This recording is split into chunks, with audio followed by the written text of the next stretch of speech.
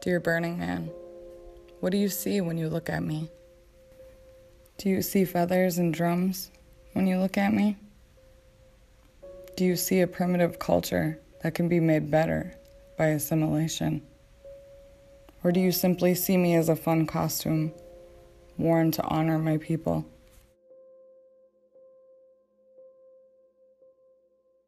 Talk to Mountain Eagle.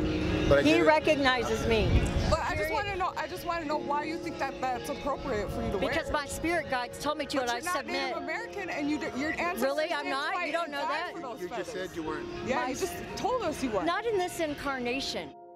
I watched this intoxicated woman and many others like her objectify and devalue our traditional war bonnet.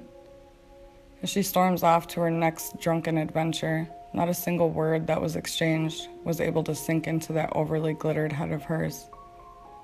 Not knowing that her ignorant choice of attire holds great honor and spiritual significance to my people. Dear Burning Man, I'm sorry we didn't look Indian enough for the short duration of our stay. And I'm sorry we could not live up to your stereotypes.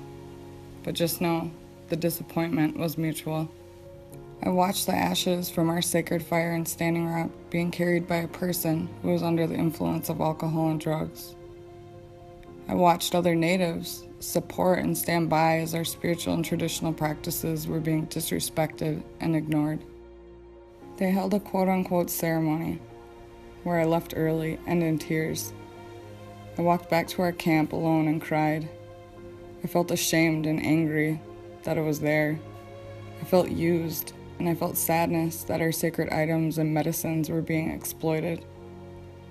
I do not regret any of my choices because a few others, along with myself, were able to stay true to ourselves while our spiritual strength was tested.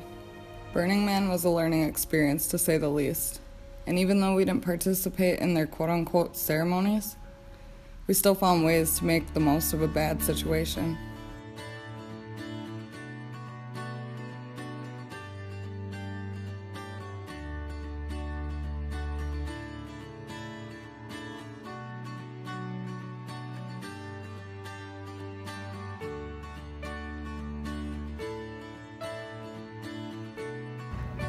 Goodbye, Burning Man. Peace.